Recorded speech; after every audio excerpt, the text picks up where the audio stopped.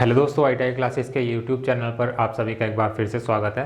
तो दोस्तों, last class में हम लोगों ने बात की थी इंजीनियरिंग ड्राइंग के एक बेसिक से इंट्रोडक्शन की।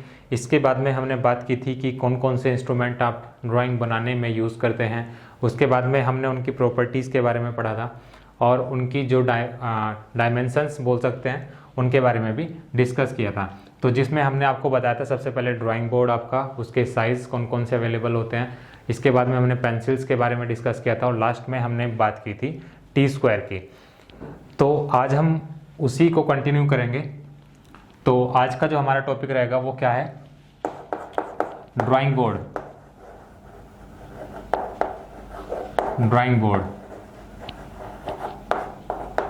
जिस पर आप अपनी ड्राइंग शीट को सेट करते हैं और उसके बाद में अपने ड्राइंग का कार्य स्टार्ट करते हैं। उससे पहले मैं आपको बता दूं कि एक दो कमेंट हमारे पास ऐसे आए थे कि जो हमने उसमें आपको एक बताया था कि जो आपका क्वेश्चन पूछा जाता है वो इस तरह से होता है कि ऐसी कौन सी ड्राइंग शीट है जिसका जो क्षेत्रफल होता है वो 1 मीटर स्क्वायर के बराबर होता है। तो वो सीट आपको बतानी थी कौन सी होती है। तो वो सीट होती है आपकी A0। जो ड्राइंग सीट होती है आपकी, सबसे बड़ी जो ड्राइंग सीट होती है उसको आप A0 से रिप्रेजेंट करते हैं।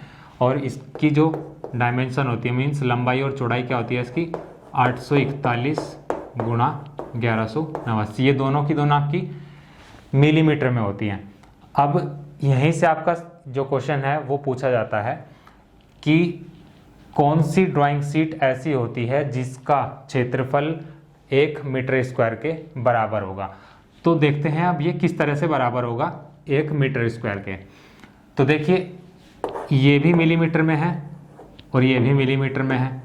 तो जब आप इसका एरिया निकालेंगे, मीन्स A0 के जब एरिया की आप बात करेंगे तो क्या आएगा आपका 999,949। इस तरह की कोई वैल्यू आएगी आपके पास में और मिलीमीटर स्क्वायर। ये क्या हो जाएगा, A0 का एरिया हो जाएगा मिलीमीटर स्क्वायर में। अब इसको मुझे कन्वर्ट करना है किस चीज़ में, 1 मीटर स्क्वायर में। तो आप सब जानते हैं कि जो आपका 1 मीटर होता है वो बराबर होता है आपके 1000 मिलीमीटर के। इतनी बात आपको पता होनी चाहिए। अब इसको मैं इस प्रकार से भी लिख सकता हूँ कि 1000 मिलीमीटर बराबर 1 मीटर। बस इधर उधर कर दिया, बाकी सब वही है। अब यदि मैं कह रहा हूँ कि 1000 मिलीमीटर बराबर किसके है, 1 मीटर के, तो यहाँ से यदि मैं 1 मिलीमीटर का मान निकालूँ तो 1 मिलीमीटर बराबर किसके हो जाएगा, ये आपके पास में 1000 की वैल्यू है 1 मीटर। यदि मुझे 1 मिलीमीटर की निकालनी हो तो जो 1000 होगा ये 1 के बटे में आ जाएगा। तो हो जाएगा आपका 1 बटे 1000 मीटर के। तो 1 मिलीमीटर की वैल्यू है आपकी 1 बटा 1000 मीटर। अब आपकी जो डायमेंशन है वो मिलीमीटर में है तो 841 है। अब 1 मिलीमीटर का मान आपको पता है इतना है, और तो 841 का कितना हो जाएगा, सीधी इसकी मल्टीप्लाई हो जाएगी यहाँ पर। तो ये हो जाएगा आपका 841 मिलीमीटर बराबर किसके, ये हो जाएगा आपका 841 की गुणा 1 में हो जाएगी और अपॉन 1000। तो ये हो जाएगा आपका फिर मीटर में। इसी तरह से जो आपकी इसकी चौड़ाई होगी A0 की, उसमें भी यही हो जाएगा, गुणा, डायरेक्ट लिख रहा हूं मैं इसको, 1189 अपॉन 1000 और इंटू 1। ये भी आपकी मीटर में हो जाएगी। अब देखिए, आप इसकी और इसकी मल्टीप्लाई करने पर आपको क्या मिला था, आपको ये मिला था 999,949। आप एक बार एग्जैक्ट इसकी मल्टीप्लाई कर लेना, जो भी आएगा उसको फिर डिवाइड करना होगा किससे, ये आपका क्या हो जाएगा 10 लाख बन जाएगा। ये एक के आगे आपकी 6 जीरो आ जाएंगे, क्योंकि 3 जीरो आपकी यहाँ पर है और 3 जीरो आपकी यहाँ पर है। तो ये हो जाएगा आपका 10 लाख। आप देख सकते हैं इसको, इकाई, दहाई, सैकड़ा, हजार, 10,000, लाख, और ये हो जाएगा आपका 10 लाख। तो इससे जब आप इसको भाग करेंगे इस वाली वैल्यू को, तो ये आपका क्या आ जाएगा, ये आपका आएगा यहाँ से 0.999949। ये हो जाएगा आपका मीटर स्क्वायर में।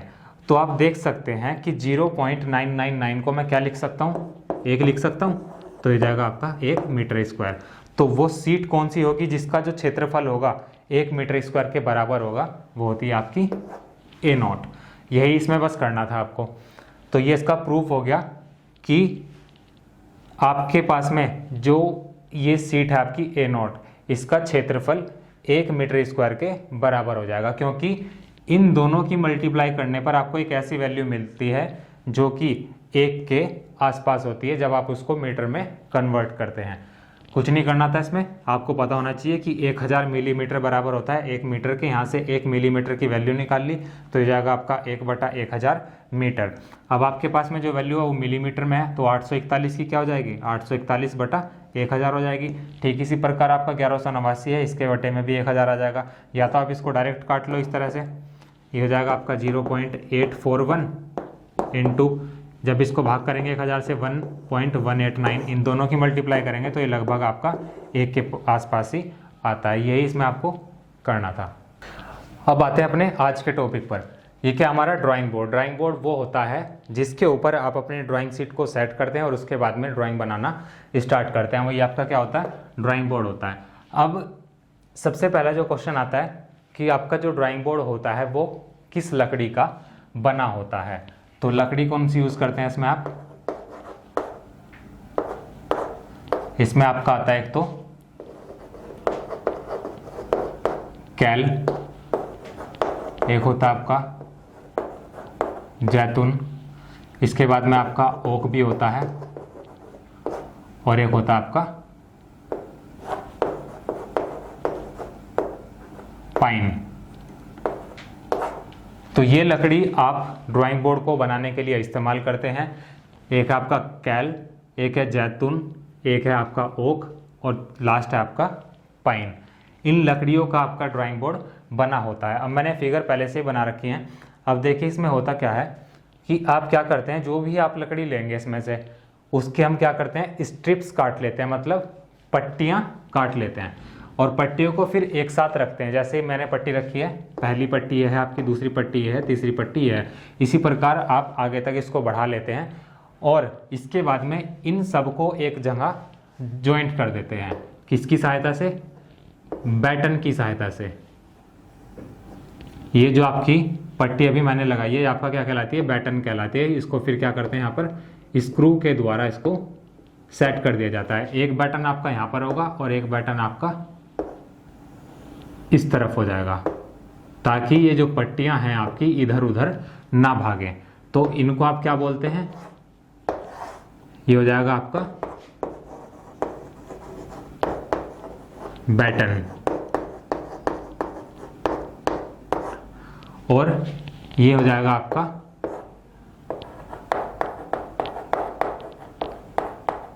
पट्टियां, जिसको आप स्ट्रिप्स भी बोलते हैं। तो इस प्रकार से आपका ड्राइंग बोर्ड बनाया जाता है। अब इसके बाद में इसकी प्रॉपर्टीज़ की बात करते हैं कि आपकी जो ये लकड़ी होनी चाहिए, मतलब जो आपका ड्राइंग बोर्ड होना चाहिए, इसकी प्रॉपर्टीज़ क्या होनी चाहिए। सबसे पहला है आपका लकड़ी आपकी मौसमी होनी चाहिए। मीन्स यदि बारिश हो, सर्दी हो, गर्मी हो, तो उसका इस लकड़ी पर कोई भी प्रभाव नहीं पड़ना चाहिए। कहने का मतलब ये होगा, यदि बारिश पड़ी तो क्या हो जाता है, आपने देखा होगा कि लकड़ी जो होती है वो फूल जाती है। तो इससे क्या हो जाएगा, जो इसकी समतलता होती है वो ख़त्म हो जाएगी। तो इसलिए आपकी क्या होनी चाहिए, लकड़ी जो होनी चाहिए आपकी मौसमी होनी चाहिए, मतलब मौसम का कोई भी प्रभाव उस पर नहीं पड़ना चाहिए। तो दूसरा है आपका, दूसरा आपका ये है कि आपके पास में ये जो बोर्ड होगा कैसा होना चाहिए, जो भी आप मतलब इसमें लकड़ी यूज़ करेंगे वो कैसी होनी चाहिए, सॉफ्ट होनी चाहिए। सॉफ्ट का मतलब क्या होनी चाहिए, मुलायम, ताकि जब आप इस पर अपनी ड्राइंग शीट सेट करें, किसके सहायता से, पिन की सहायता से। जैसे ये मैंने अभी स्ट्रिप्स दिखाई आपको किस तरह से फिक्स की जाती हैं बैटन की सहायता से। ये तो इसका पीछे वाला भाग होगा आपके ड्राइंग बोर्ड का। अब यदि मैं इसी को पलट कर रख दूं तो ये आपका कुछ इस प्रकार से दिखता है कि जब आप इस पर अपनी ड्राइंग शीट, ये आपकी क्या है, ड्राइंग शीट है, ये आपकी ड्राइंग शीट है। जब आप ड्राइंग शीट को सेट करते हैं, मतलब इसके चारों कोनों पर आप क्या लगाते हैं, पिन लगा देते हैं, तो लकड़ी आपकी इस प्रकार से होनी चाहिए, इस तरह की होनी चाहिए कि जो पिन है इसमें वो आसानी से अंदर चली जाएं, तो सॉफ्ट होनी चाहिए आपकी लकड़ी। और तीसरा पॉइंट आपका ये है कि ये जो लकड़ी होगी आपकी, ये होनी चाहिए free of not. Free of not means गांठ मुक्त होनी चाहिए, लकड़ी में कोई भी गांठ नहीं होनी चाहिए। तो ये इसकी कुछ प्रॉपर्टीज होती हैं। अब इसके बाद में बात करते हैं इसके साइज के बारे में। ये मैंने डायग्राम बना रखा है, जो आपके जो ड्राइंग बोर्ड होता है उल्टा देखने पर आपको इस तरह से दिखाई देगा। पट्टियां होती हैं, पट्टियों को एक जगह रखकर उसके बाद में बैटन की सहायता से उनको फिक्स कर दिया जाता है। इसके बाद में जब ये आपका सीधा करते हैं हम इसको, ये कुछ इस प्रकार से होता है कि ये तो आपका क्या हो जाएगा, ऊपर ये वाला भाग जो होगा आपका, ये हो जाएगा आपका ड्राइंग बोर्ड। इसके ऊपर हम क्या करते हैं, अपनी ड्राइंग शीट लगा देते हैं और ये चारों कोनों पर इसके पिन लगा देते हैं, ताकि हमारी सीट जो है वो इधर उधर ना हिले डुले। और यहाँ पर जो होता है ये वाला जो भाग है आपका, ये किस तरह से है, ये आपका इस तरह से होता है कि हमने आपको लास्ट क्लास में बताया था कि टी स्क्वायर का यूज़ आप किस तरह से करते हैं। तो टी स्क्वायर के लिए आप क्या करते हैं, यहाँ पर ये जो भाग होता है इसका गहरा सा भाग होता है, यहाँ पर ये आपका टी स्क्वायर इसके ऊपर चलता है आपका। तो आप यहाँ पर टी स्क्वायर लगा देंगे और यहाँ से तब इसके ऊपर आप क्या करते हैं, लाइंस को ड्रॉ करते हैं। मतलब जो आपका टी स्क्वायर होगा वो इस वाले भाग पर क्या करता है, ऊपर नीचे मूव करता है। तभी आप क्या करते हैं, इस टी स्क्वायर की सहायता से पैरेलल हॉरिजॉन्टल लाइंस को ड्रॉ करते हैं। अब देखिए ये वाला जो भाग होता है आपका ड्राइंग बोर्ड में, जो आपका ये भाग होता है जिसके ऊपर आपका टी स्क्वायर मूव करता है, इसको आप क्या बोलते हैं, एबनी, EBONY, ये भाग होता है आपका एबनी।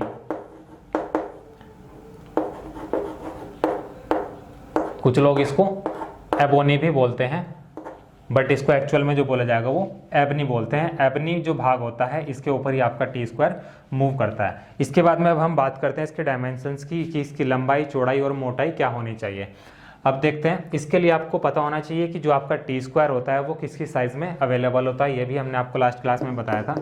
तो क्या होता है, पहले देख लेते हैं। जो आपका टी नोट होता है इसका साइज होता है आपका 1500 मिलीमीटर। इसके बाद में T1 आता है आपका, T1 का साइज होता है आपका 1000 मिलीमीटर। इसके बाद में आपका आता है T2 का जो साइज होता है वो होता है 700 मिलीमीटर। और जो आपका लास्ट T3 होता है उसका साइज होता है आपका 500 मिलीमीटर। ये 4 साइज के टी स्क्वायर आपके पास में अवेलेबल होते हैं। अब यदि आपको ये याद होंगे तो आप ड्राइंग बोर्ड की जो डायमेंशंस हैं उनको आसानी से याद रख सकते हैं। वो किस तरह से, देखिए यदि इसकी लंबाई, चौड़ाई और मोटाई की मैं बात करता हूँ तो वो किस प्रकार से होंगी। देखिए लंबाई क्या हो जाएगी, लंबाई आपकी हो जाएगी, जो आपका टी नोट की लंबाई होगी वो आपके ड्राइंग बोर्ड की लंबाई बन जाएगी। तो ये हो जाएगा आपका 1500 गुणा पहले वाले की दूसरे वाले से गुणा करनी है, दूसरे वाले की तीसरे वाले से, तीसरे वाले की चौथे वाले से। तो इस तरह से आप लंबाई और चौड़ाई तो इसकी निकाल सकते हैं। जो इसकी लंबाई होगी, जो आपका सबसे बड़ा ड्राइंग बोर्ड होगा उसको आप डी नोट से रिप्रेजेंट करते हैं। तो डी नोट का जो साइज होगा क्या हो जाएगा, पहले की दूसरे से गुणा, तो 1500 गुणा 1000 हो जाएगा। इसी तरह से मोटाई के भी बाद में बात करेंगे। इसके बाद में आता है आपका D1। तो D1 का जो साइज होगा वो क्या हो जाएगा, 1000 की 700 से गुणा, ये हो जाएगा आपका 1000 गुणा 700। इसके बाद में आता है आपका D3 निकालने के लिए क्या करेंगे, 700 की किससे करेंगे, 500 से करेंगे। तो 700 गुणा 500 हो जाएगा। इसके बाद में D4 होता है आपका। तो D4 के लिए आप क्या करते हैं, 500 की गुणा, अब आपको यहाँ पर याद रखना है 500 की गुणा किससे करेंगे, 350 से। तो ये आपके पास में D0, D1, D3 और D4 की लंबाई और चौड़ाई मिल गई। इसके बाद में मोटाई आप किस प्रकार से याद रखेंगे, मोटाई आपको याद रखनी है 25, 25, 15, 15। मतलब जो आपके शुरू के D0 और D1 होगा, जो D0 और D1 बोर्ड होगा उसकी जो मोटाई होगी वो क्या हो जाएगी, 25 इसमें हो जाएगी और 25 इसमें हो जाएगी। और जो बाकी के नीचे वाले होंगे D3 और D4, इनकी जो मोटाई होगी हो जाएगी आपकी 15 और 15। तो अब आपके पास में इसका एक्चुअल साइज़ आ गया है कि आपका जो सबसे बड़ा ड्राइंग बोर्ड होगा उसका जो साइज़ होगा वो क्या होगा, आपका लंबाई गुणा चौड़ाई गुणा मोटाई में मैंने आपको बताया। तो 1500 गुणा 1000 गुणा 25। यदि आपको टी स्क्वायर के साइज मालूम होंगे तो उसी के आधार पर आप जो बात कर रहे हैं ड्राइंग बोर्ड की उसको आसानी से याद रख सकते हैं। देखिए मैंने क्या बताया, पहले वाले की दूसरे वाले से गुणा करते हैं तो यार लंबाई हो जाएगी, आपकी चौड़ाई हो जाएगी। इसी प्रकार से जब दूसरे वाले बोर्ड की बात करेंगे तो दूसरे की तीसरे से गुणा हो जाएगी, मतलब 1000 गुणा 700। इसी प्रकार में इसकी इससे हो जाएगी, और जो लास्ट वाला होगा आपका D4 उसकी 500 की गुणा करेंगे 350 से गुणा करेंगे, और मोटाई मैंने आपको बता दिया 25 25 15 15। तो ये होता है आपका ड्राइंग बोर्ड। इसके बाद में नेक्स्ट है आपका लेड ऑफ पेंसिल। इसको आप बोल सकते हैं पेंसिल का सूरमा या फिर मूंगा। अब देखिए जो पेंसिल होती है आपकी, इसका जो सुरमा होता है वो किस किस चीज का बना होता है। एक होता है आपका ग्रेफाइट और दूसरा होता है आपका कालीन। अब देखिए कालीन जो होता है आपका, ये एक तरह का मुल्तानी मिट्टी की तरह का पाउडर होता है। मुल्तानी मिट्टी की तरह का पाउडर होता है, जिसका यूज आप क्या करते हैं, सुरमा या फिर मूंगे की हार्डनेस को बढ़ाने के लिए करते हैं। अब देखिए जैसे जैसे आप कालीन की जो मात्रा है उसको बढ़ाते रहेंगे तो पेंसिल का जो मूंगा होगा या फिर पेंसिल का जो लेड होगा उसकी हार्डनेस क्या है वो उतनी ही बढ़ती चली जाएगी। तो ये इसलिए यूज़ किया जाता है किसी पेंसिल के लेड को बनाने के लिए, क्योंकि जो मुल्तानी मिट्टी होती है आपने देखा होगा जब आप उसमें पानी डाल देते हैं तो जब वो सूखने के बाद थोड़ी सी हार्ड हो जाती है, तो इसलिए यहाँ पर इसका हम इस्तेमाल करते हैं। अब देखिए आपके पास में जो हार्ड पेंसिल होती है,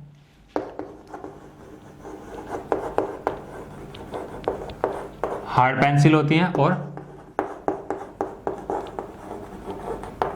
सॉफ्ट पेंसिल होती है। इनकी पहचान आप किस प्रकार से कर सकते हैं। देखिए जो आपके पास में हार्ड पेंसिल होगी उनका जो लेड होगा, मीन्स उनका जो मूंगा होगा या फिर उनका जो सुरमा होगा उसका व्यास कैसा होगा, कम होगा, कम व्यास के मूंगे वाली होती हैं। ठीक है, जो आपकी हार्ड पेंसिल होगी उनका जो व्यास होगा, किसका व्यास, उनके जो लेड का व्यास होगा वो क्या होगा, कम होगा। इसके बाद में जो आपकी सॉफ्ट पेंसिल्स होती हैं उनके जो मूंगे होंगे, उनके जो लेड होंगे, उनका जो व्यास होगा वो क्या होगा, अधिक होगा, मीन्स वो अधिक व्यास वाली होंगी। तो ये आपके हार्ड पेंसिल और सॉफ्ट पेंसिल की एक छोटी सी पहचान है, किसके आधार पर, वो व्यास के आधार पर या उनके फिर डायमीटर के आधार पर आप इसको कह सकते हैं। अब देखिए आपका जो H और 2H पेंसिल होती हैं, ये दोनों ही पेंसिल आपकी किस श्रेणी में आती हैं, मीडियम श्रेणी में, मीन्स मीडियम ग्रेड की पेंसिल होती हैं।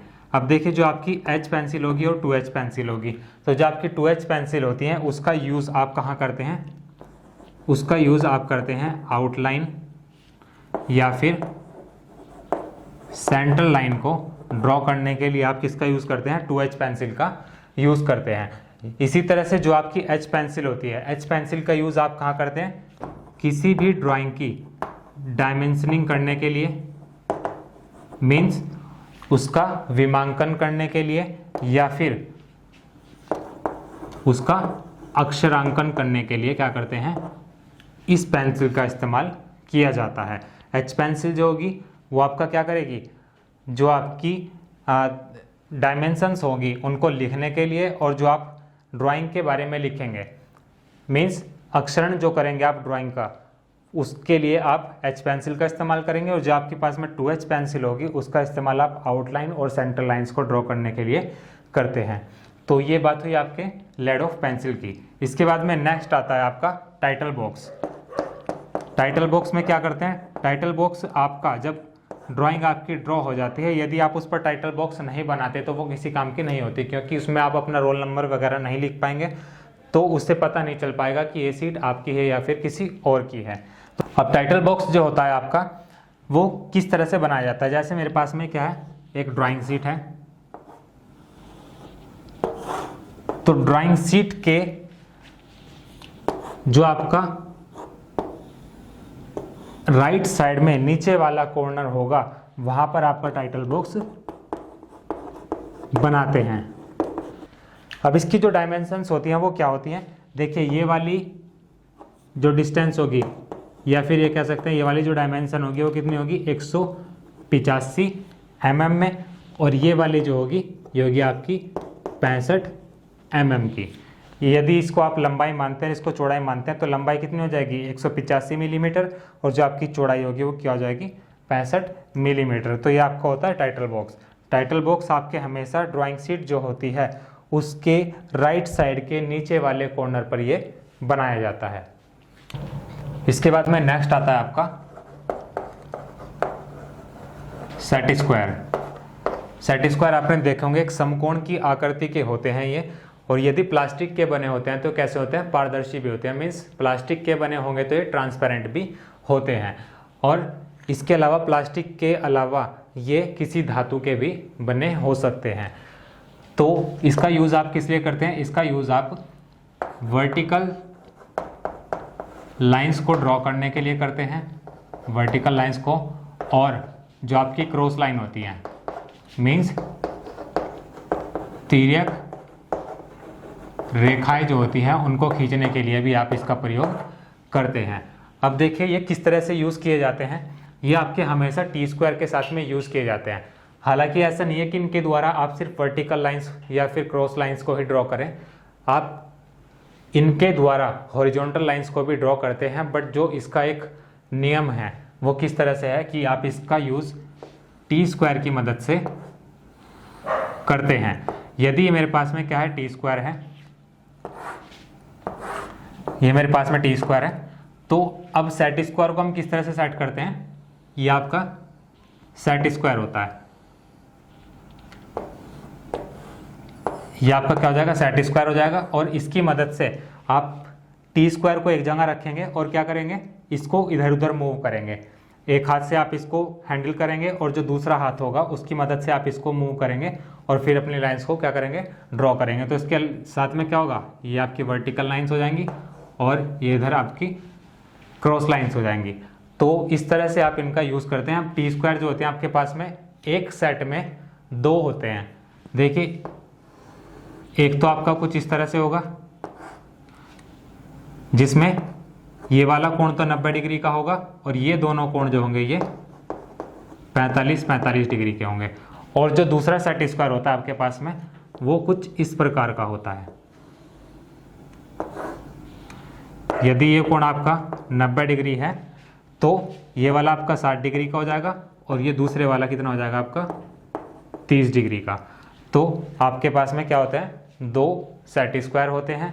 अब यहाँ से क्वेश्चन आपका किस तरह से पूछ सकता है, आपका क्वेश्चन इस तरह से पूछ सकता है कि आपके पास में जो सेट स्क्वायर होते हैं उनके बीच में जो एंगल्स होता है वो क्या क्या होता है। जैसे ऑप्शन आपको दिए गए हैं, पहला ऑप्शन है आपका 45 45 और 30 60, या फिर इसके अलावा दे सकता है दूसरे ऑप्शन में कि 45 50 और 45 60। इस तरह से मतलब आपको अलग अलग तरह से ऑप्शन दे देगा।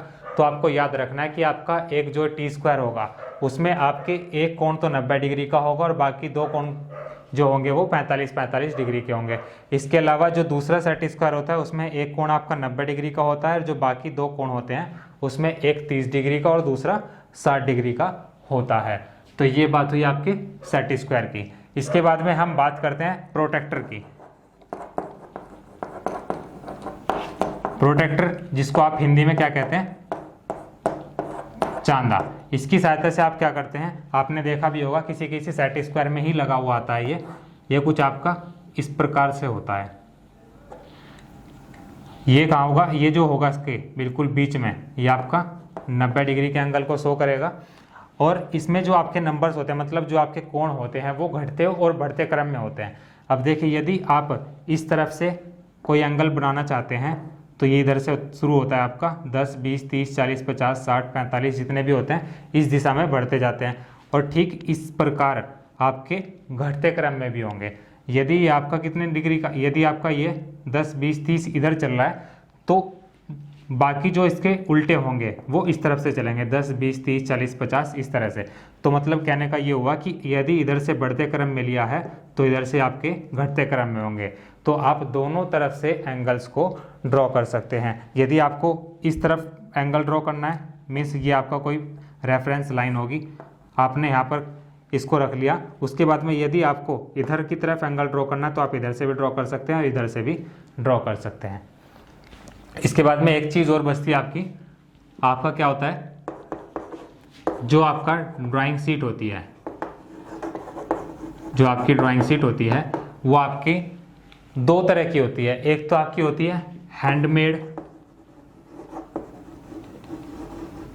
Drawing sheet